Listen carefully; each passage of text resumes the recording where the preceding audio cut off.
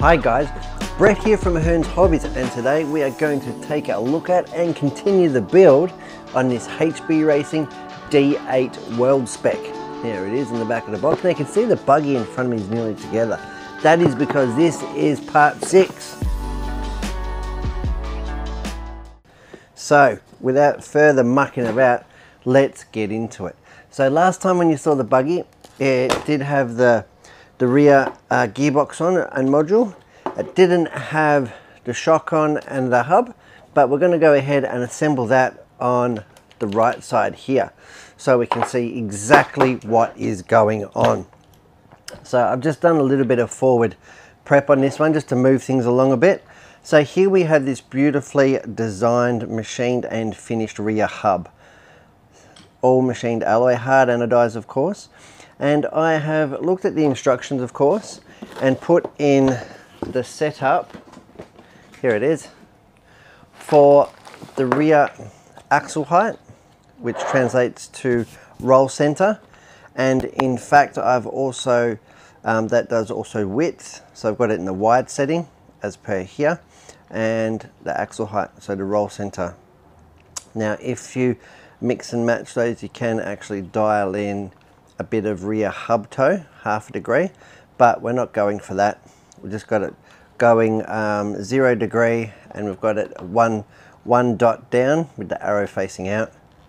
So, which is going to be a very good starting point. I like that the car doesn't have a lot of extremes in the setup sheet, so everything's about the middle, which is really good. So it's going to give us a lot of freedom to test and try things. And I'm tipping that every little adjustment will translate to different characteristic. Not everyone will make it faster, but each one should notice a difference and in fact make it drive different. So the hub, now you saw this do in the other card, pre-assembled out drives, dog bones, universals, 93mm on the rear to cope with all that droop. Look at this hardened machine, it is absolutely beautiful, these out drives. Now these are sealed, you can't actually replace the pins or anything in them, but usually when their day's done, they're done. Time for replacement. Put the hex on there, we'll put the pin on, put the pin in, and then we'll get my 9 steps tool, and that holds the pin in, nice and central in the hub, like so, and I can go ahead and put the grub screw in. Just a 2mm grub screw. Now on these I do in fact like to put a little bit of Loctite. And that can go straight down the guts there, into the middle, wind it up, and I can use the torque of the tool. There we go. Doesn't have to be crazy tight. Beautiful, beautiful hub. Now these hinge pins, now you did see me polish other hinge pins on this vehicle, but this one has actually been polished from the factory, so I'm not going to, it's not hard coated with anything. And these plastics here, they're like Teflon, they're super hard, but really low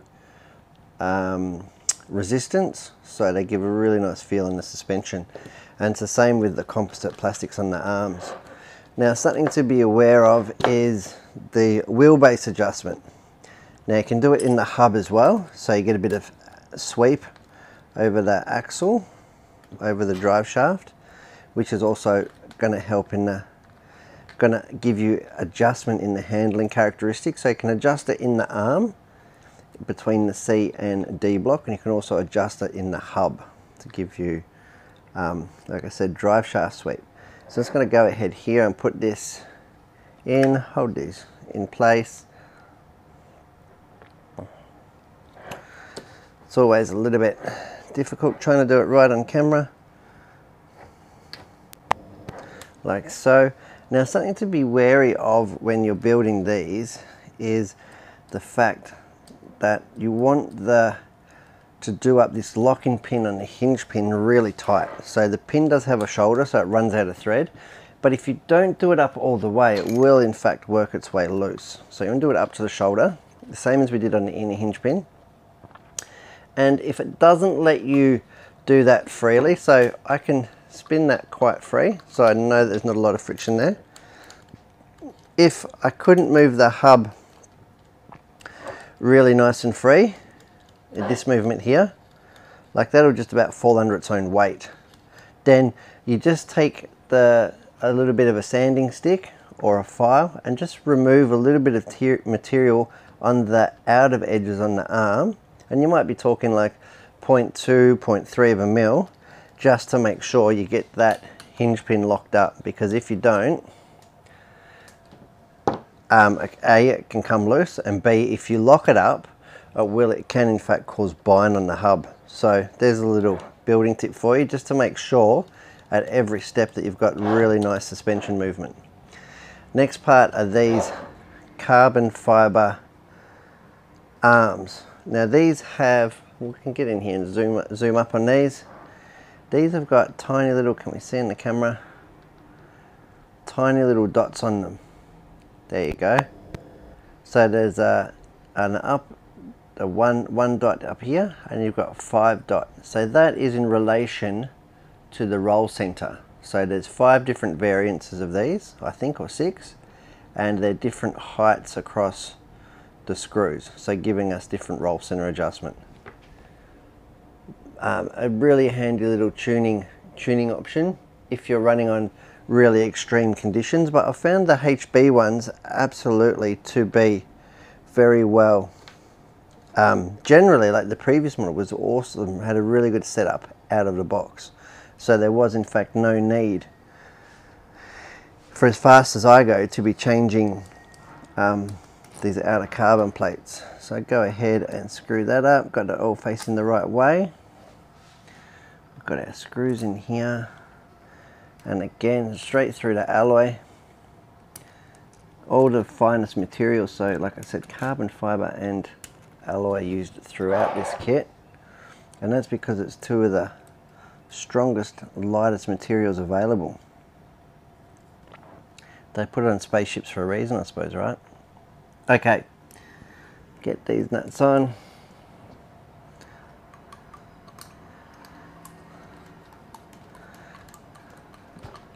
And that looks so nice, that rear hub. I really like HB predominantly been black anodizing lately, but the new WS World Spec parts I've done in this, I don't know, tungsten or titanium color, and I really like it. So you can see here by the geometry that we've got a fair bit with we've got a fair bit of arm sweep. And that is going to aid no end in the traction. It's going to develop a whole heap of rear traction in this car. Beautiful. Okay, let's get this one together. So get the camber link on. This one here, I'm going to put in the second hole from the bottom.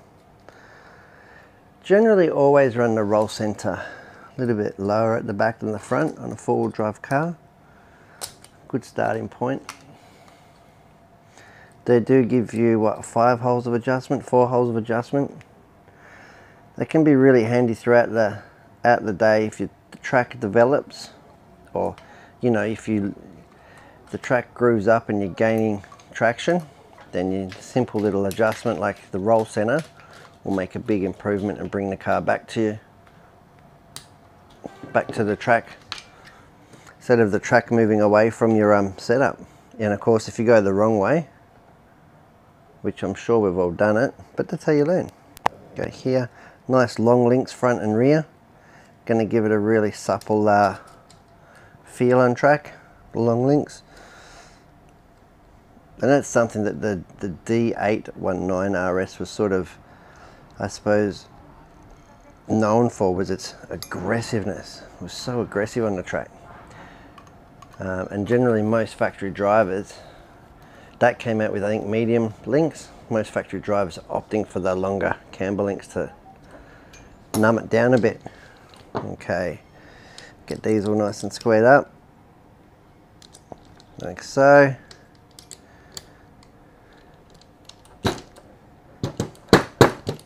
Beautiful. We'll get the sway bar mount on. Just screw here. Sway bar 3 holes, just like the front. Go for the middle hole. when you're setting it up. Again, much like the roll center, it saves you the trouble of, you know, changing a whole sway bar package when you can just make a simple little adjustment like that. Basically changing the rate of that the sway bar works. So being on the middle hole, I think that's going to give us the best starting point. If you're on a real loose and bumpy track, you probably go to the inside hole, and quite the opposite if you're in quite a high traction track or smooth track, probably go to the outside hole on the arm, giving the maximum amount of leverage on the sway bar. Just looking at the screws I've used, and I can tell by the length of it that I've gone ahead and put the wrong screw in like a complete numpty. There we go. 18mm screws in these sway bars. Like so.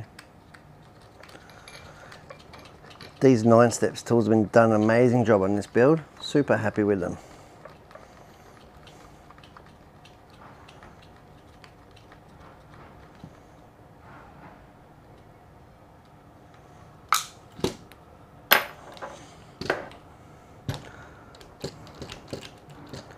And you can see the sway bar working when it's connected, lifting the other side up.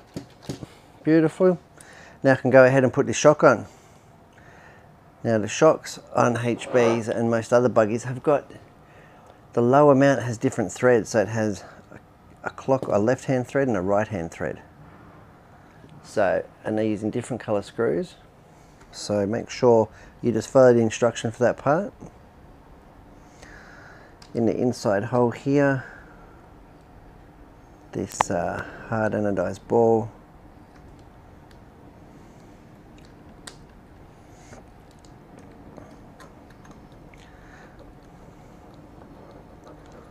There we go.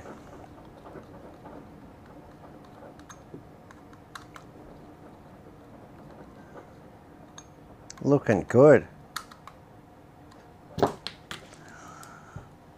Got to put the shock stand off. Second hole from the bottom. That's going to give it a nice supple feel. Again, they've really tried to take, looks like tried to take a lot of anger out of this car, which means probably because of the radical steering geometry that they've employed, so that the factory guys can get exactly what they want, but the mere mortals who actually drive these week in, week out at the club races can get them dulled down so they can get them around nicely. Here we go. Put this top mount on.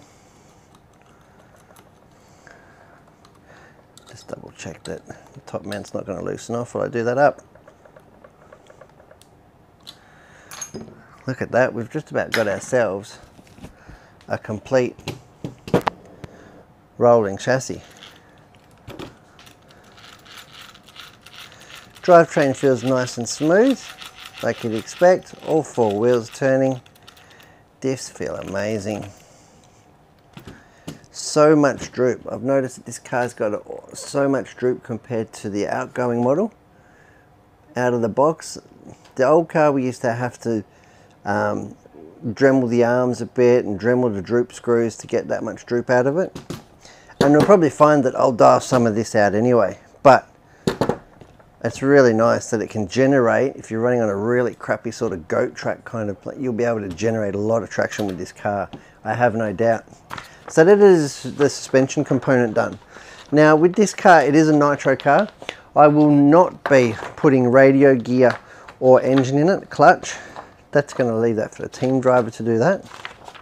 But we will carry on with putting the tank and the fuel tank and the radio tray in, I think. Why not? Because at that point there, then I will be able to get a little bit of a setup in it for you guys.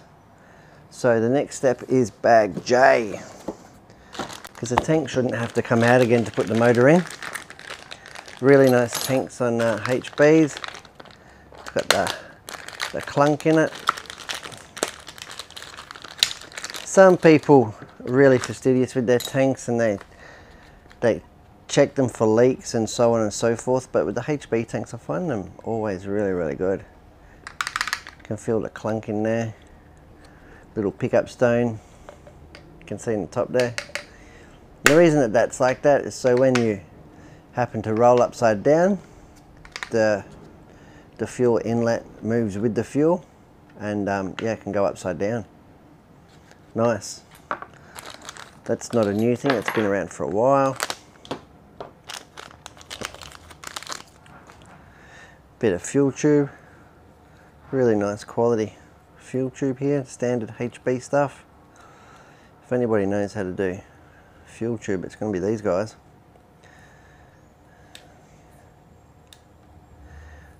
Keep it all nice and organized. There we go. And then we can go ahead and put our J bag out. Let's see what we got here. Now then, while I wasn't looking today, somebody had gone along and put a brand new blade in my hobby knife. And that's dangerous, because I'm likely to cut myself now. No great surprise. Alright, so what parts have we got? 2 standoffs, which are the same. Got a couple of spacing washers, fuel hose clip. So I can go ahead and put the fuel hose tidy on. That goes in the front hole and one in the back hole. You want to make sure that you're pretty gentle with these and not warping the tank or cracking it.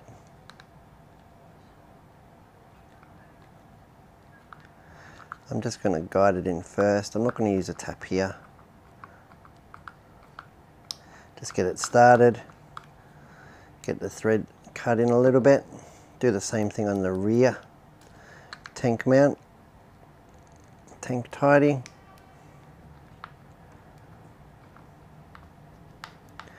Get that one started. Okay, go ahead and put this bad boy in.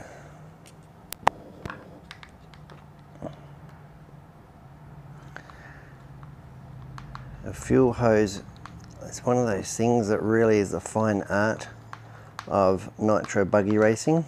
Having it nice, neat, having it reliable, not having any cracks or splits in it. The smallest little air leak in one of these setups can give you a tuning nightmare. You can be chasing tune for hours with a pressure leak. Like so. No need to go crazy. It's definitely not going to rattle loose. I am just going to take the liberty now though of cutting a little bit of fuel tube just to seal the tank up to make sure no dirt and debris can get in there for the rest of the build or in transit. Because I won't be putting, like I said, an engine or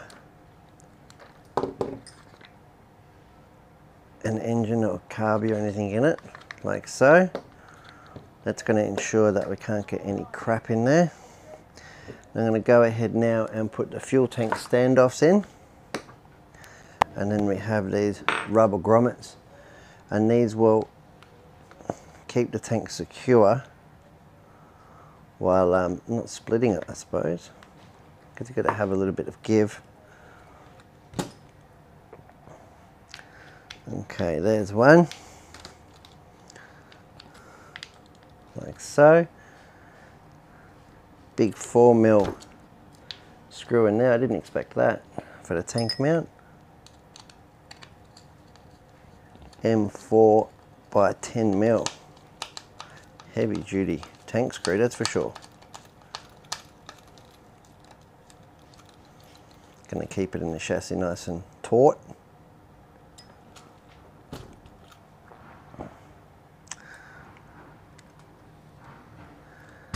And then this standoff here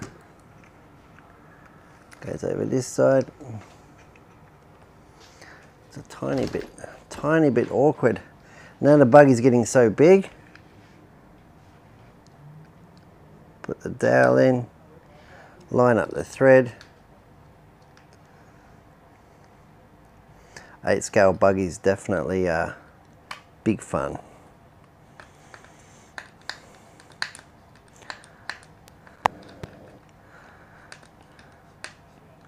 There we go, beautiful screw.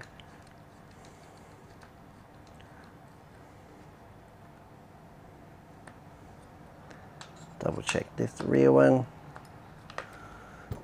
Then we should be able to go ahead.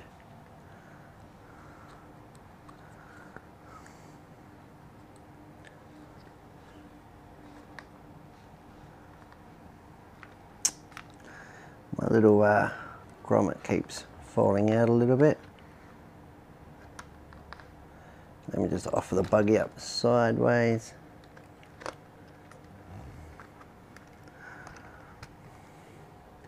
Then we've got these beautiful orange spacers, 1mm spacer to do it up.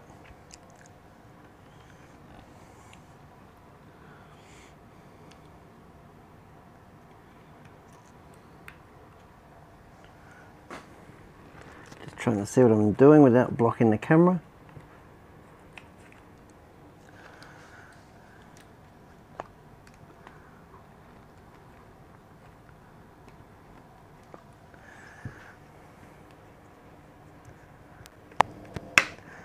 Get it started, get the rear one started, and there we go, the tank is in.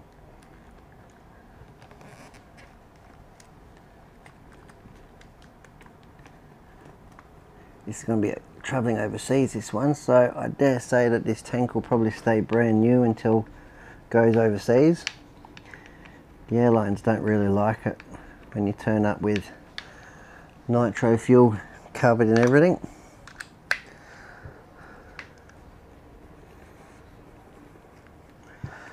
So yeah, so we won't be putting the brake linkages or the engine in this, or the clutch.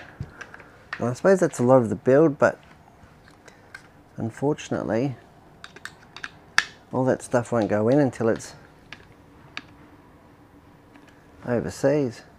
So you just want the tank to move a little bit. You don't want it to be too taut. It's definitely not going to rattle loose, because when it's too tight it can absolutely crack. So you're just feeling the... And those grommets just act like springs for it, I suppose.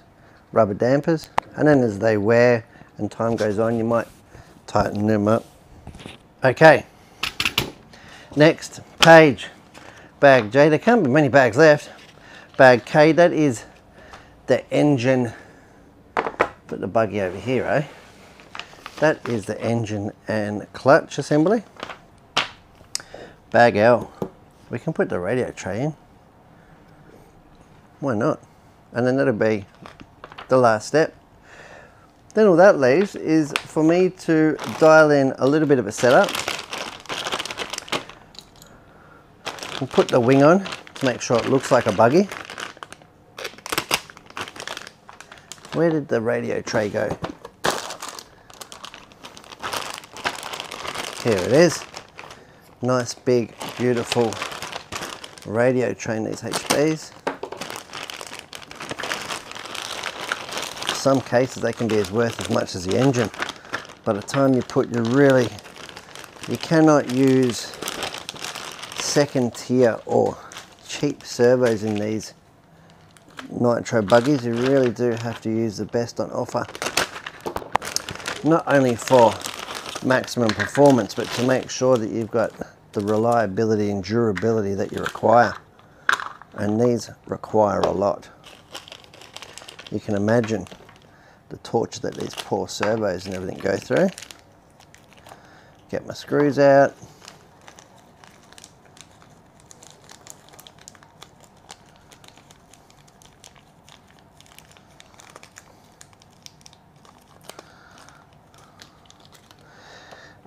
Got the rubber dunga for the switch block. Switches rarely get used at top level competition. Most racers preferring to do without them and using like a bridge plug, and that bridge plug just offers a little bit more, I suppose, durability and resilience. Yeah, actually making sure that you get to finish.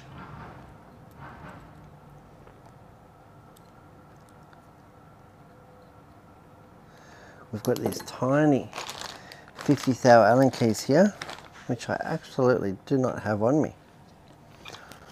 Okay, we'll leave that one off then for the moment. Like so. And what screws did we have? The radio tray. So to hold down the lid, 3x8 cap heads. That will be, these ones are right here.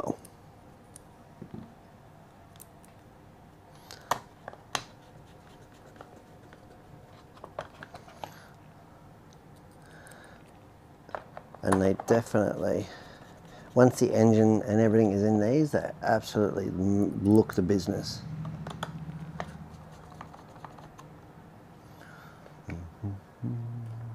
Another one.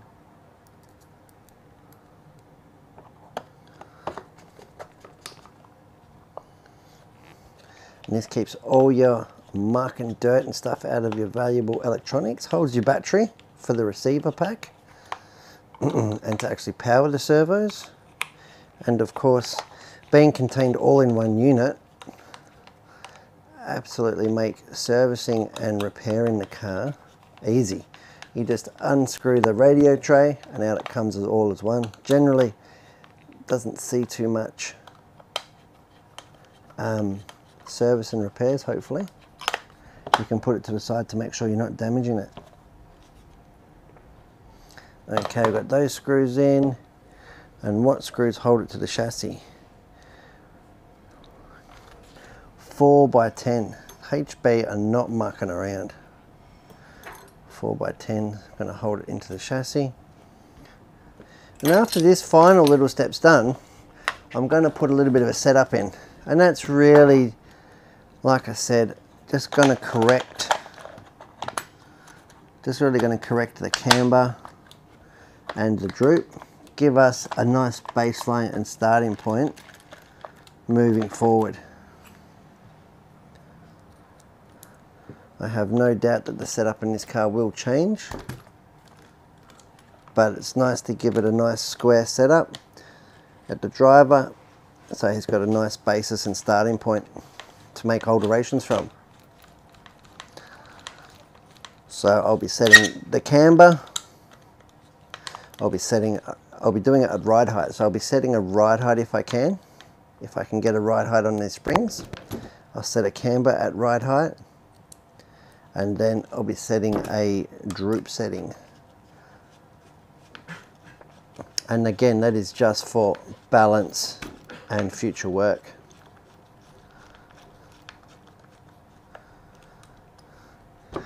Radio tray is really important not to do them up tight until they're all in and located, so you can move it around. It's quite a big piece of plastic.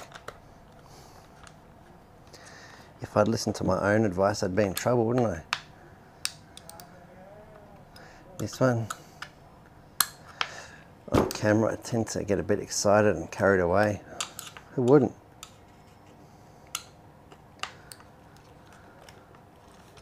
There we go.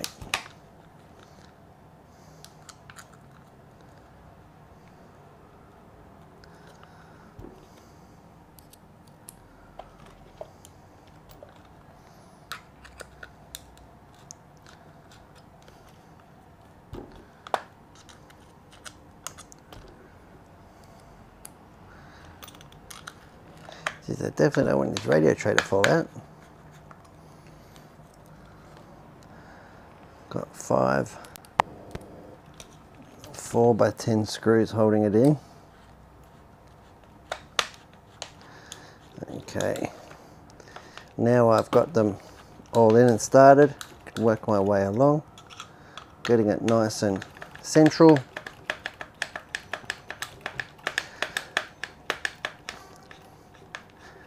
It's going to have to come out to get the install anyway, but I just like it in there. It looks more like a finished build then.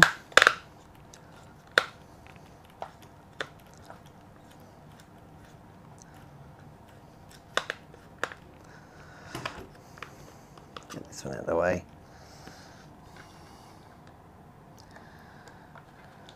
Get this one. And this one.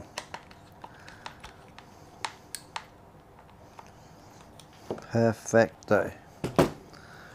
Radio tray is in. Nothing is binding. We are looking good. Like I said, we've got a front and rear brake adjustment here. Got a nice square starting point.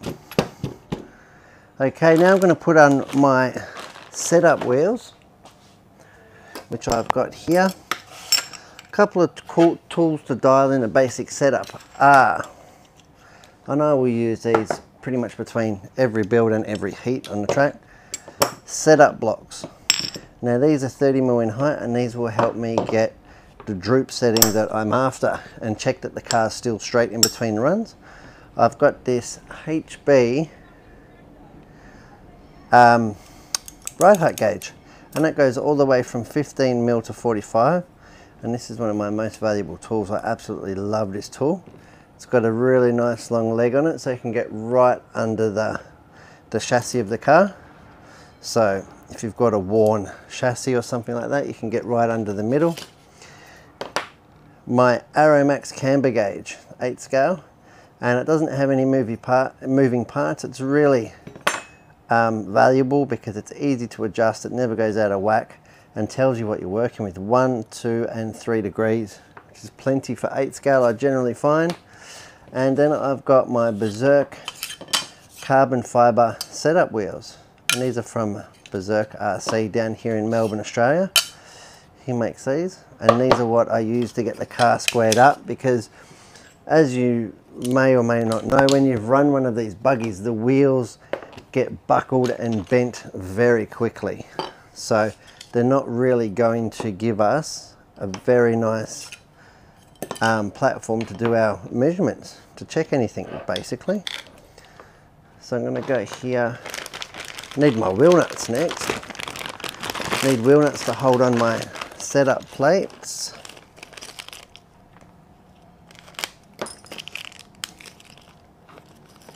Four wheel nuts.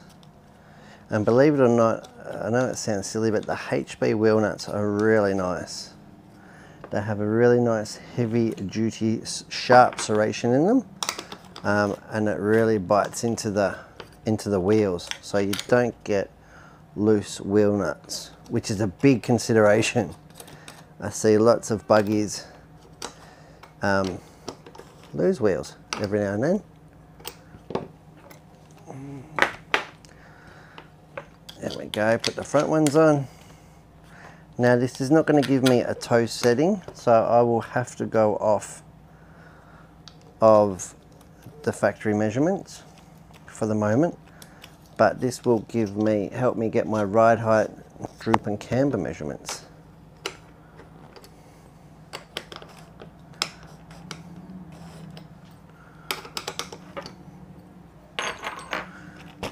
Okay, we have got our setup wheels on. Might raise the table up actually. There we go. So you can see it all in its finest form. Get these bags out of the way. Making a mess as I go and not tidying up. It's all the excitement. So what I like to do, these will give me a ride height. So let's see if I can't dial in 28mm rear. Like so. I may not be able to because the car is so light, and I know that this is going to change for the settings, but I just like to measure my cambers at ride height. That is the best place to measure them. And I've got my handy little marks on my preload collars that I put, so I can just count them when I'm adjusting. But basically all I can do is wind it all the way down, and let's see what I can do suspension wise.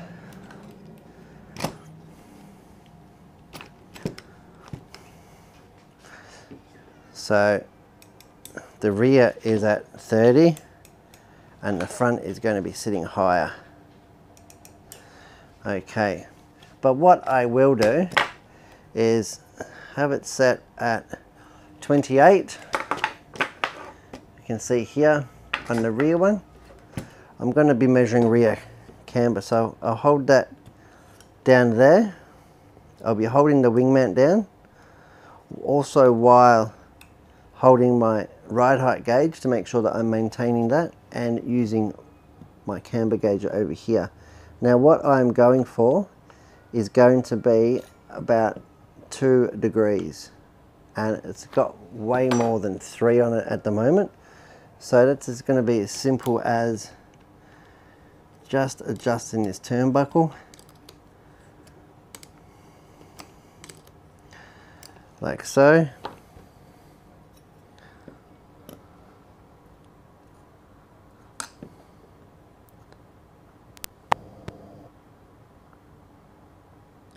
And I am really happy with that. So that's going to give me 2 degrees there at 28 mil. Now let's have a look at this side. Again, just holding it down till it touches the tool. Needs a little bit more on this side, so it's going to come forward. Just do a 1/4 of a turn. Can probably have another 1/8 of a turn.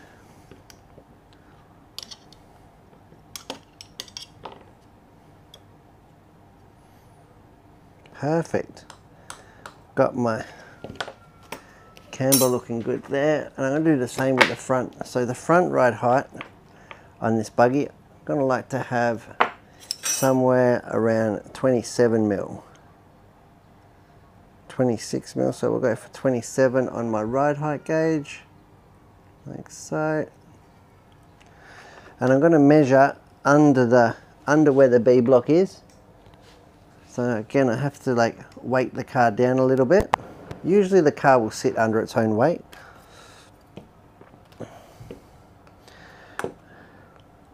And I also have to make sure that the steering is central, and I can tell that by the servo saver. Need to move that over a bit. Make sure your bench is nice and flat. Pieces of glass and hard materials are perfect for this, but this is just the initial setup. Needs more camber on the front, and for that one I need my heavy duty 6 mil. Where did I put it? My Sid Chrome, my 6 mil Sid Chrome spanner for this camber.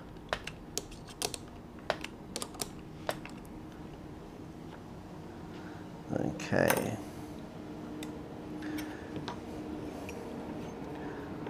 Measuring it just at the axle. Gone too far. I'll just go the other way a bit. 1/4 of a turn. Again, making sure that it's all nice and neat. You should be able to see that on the front camera. 2 degrees. And like I said, I do expect the setup to probably change on this car, but at least we know that it's straight the first time that we put it on the track, right? So check that. Make sure the steering is straight. Now if you do have your radio in, it's also nice. You can do it with your radio on. It's really nice, and that's when you can check your toe settings. Just use my hand there to hold the ride height. This one needs just a tiny bit more.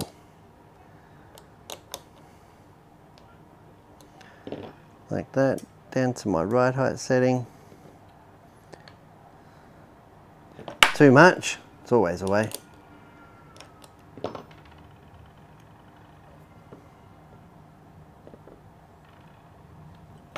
Still got a bit too much on there, just making sure my steering's straight, because that has such aggressive steering geometry that it is going to introduce a lot of camber, which is why I like to do it with the radio on. Perfect, 2 degrees. So we've got 2 degrees camber front and rear at ride height, and for this car it's going to be 28mm rear, 26mm front. Last setting that I want to show you guys is droop, and that is the amount of up travel that the suspension has. So I'll take the setup wheels off, because I actually use the threads on the hexes to measure this. Now everybody does this differently. Some people measure the length of the shocks, the distance between, and that can work. Some people measure the steering blocks or the kingpins. As long as you're doing it the same way and getting a consistent measurement, you just know whether you're adjusting it up or down 1mm, 1/2 millimeter, 1/4 millimeter. So droop. Go ahead and put the car on your droop blocks as I've got here. Put it under the C block and under the steering posts. Now you want to make sure your car's clean, there's nothing protruding from the chassis. And you can do it obviously with the car, with the engine and everything in. Okay, now I get my ride height gauge and I will set in what I want, and generally I'll go for about 20, start at like 21mm on the rear, if we can. You have to make sure your suspension's all the way down. 21mm on the rear, so I set 21. And I can see here that I've got too much droop dialed in. Now this is an all new car. I actually don't know where this setup's going to end up, but I do know that we need a starting setting. So I'm going to go ahead.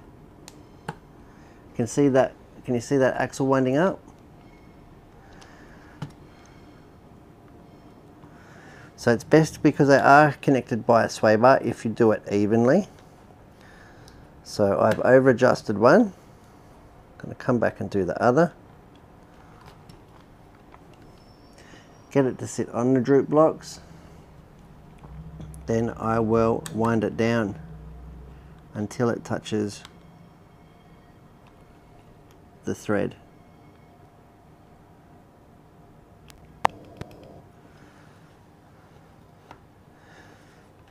So,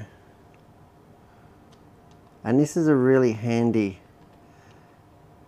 tuning tool on the track, and it lets you know if you've bent anything or anything's gone out of shape if you do that after every run. It generally takes a second to do. You just wait till it taps down like that. Can you hear that noise? That's what I want to hear. And I'll go for the same on this side. A little bit more droop now.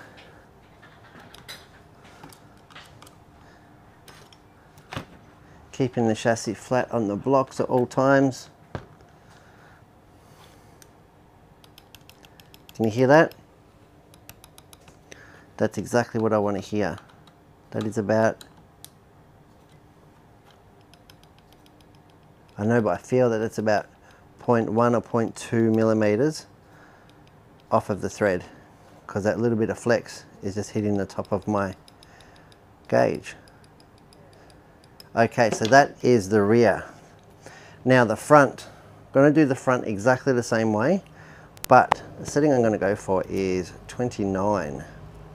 And these are not settings that I'm familiar with this car, because the last car that I had was the D8 so the previous generation of the D8 Buggy.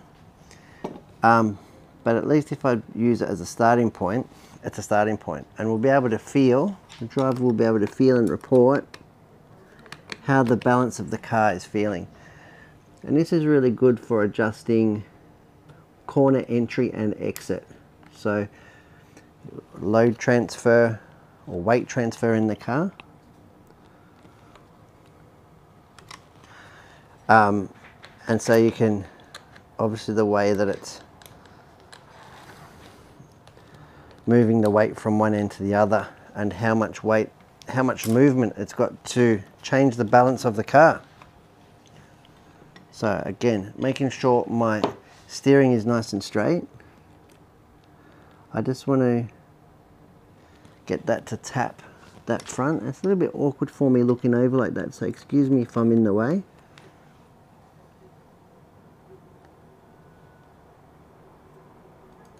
Oh, nearly there.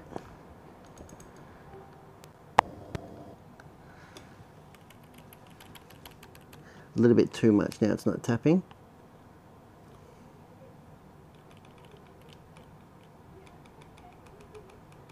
There we go. Just back that off just a smidge.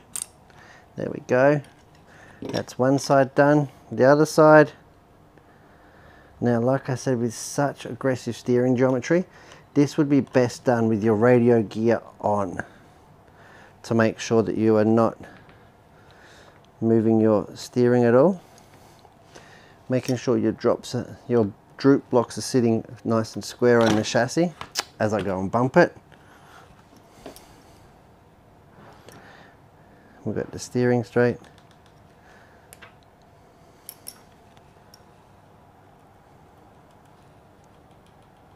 There we go. Got that noise again? That is a really good starting point. So we've got our cambers and our droop set. Now if we're on track and the car's jumping okay and it's driving okay, but we'll come into a corner, hit the brakes or turn into the corner and it's starting to hook, then the first thing I would do would be to take a little bit of droop out. So wind the droop screw in another millimeter until the arm comes up, and that will give it less weight transfer onto the front, less load transfer, picking up the rear and keeping it more stable. And it's the same with the front. If you're powering on trying to get out of a corner and it's wheel standing too much or it's not steering enough out of the corner, you can in fact dial down your droop a little bit, again lifting your axle up another millimeter, and that will give it less weight, less load transfer onto the rear, picking up the front not quite as much. Can also make the buggy feel more planted on the track.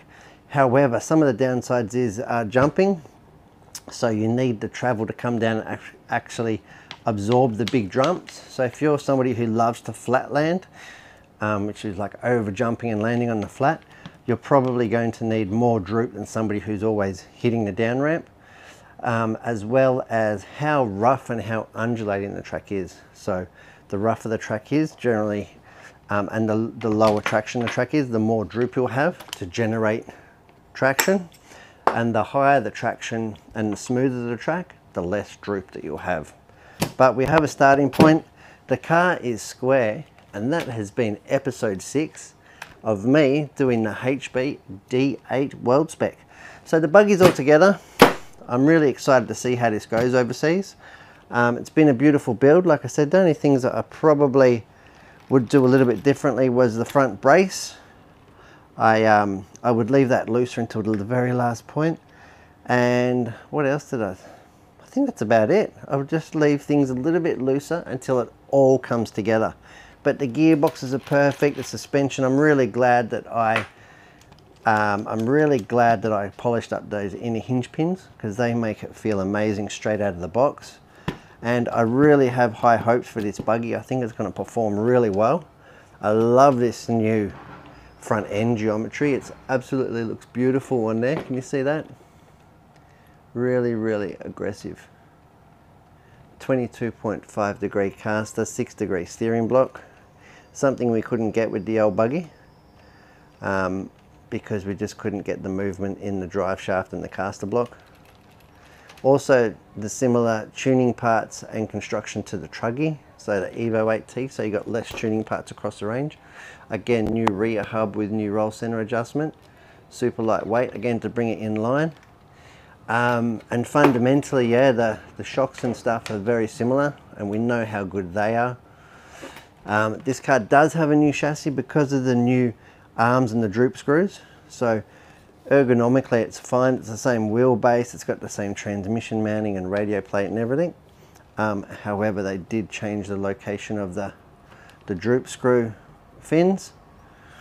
But yeah, overall I absolutely love this HB Racing D8 World Spec.